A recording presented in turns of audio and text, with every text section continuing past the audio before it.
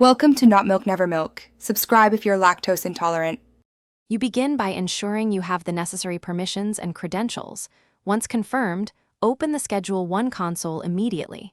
You will set the context so commands affect the right system and user.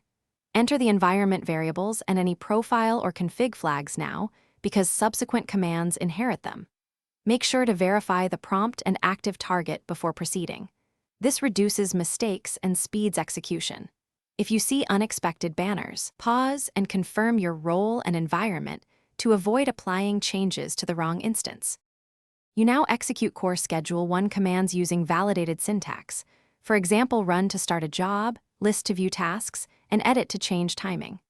Once done, prefer chaining small steps with and to stop on failure or place sequences in a script for repeatability and auditing. Make sure to watch the console output and related logs closely, because exit codes and timestamps reveal what succeeded or failed. If an operation stalls, check for locks or active dependencies before rerunning to avoid conflicts or duplicate runs. You finish by verifying job completion and validating results against expected outputs. Check status codes, output files, and timestamps to confirm success. Once done, tidy up temporary variables and close the console session securely. If you detect errors, perform an immediate rollback or revert according to your procedure, and then rerun selectively. Make sure to add a concise log entry with who ran it, what changed, and when. Troubleshooting tip.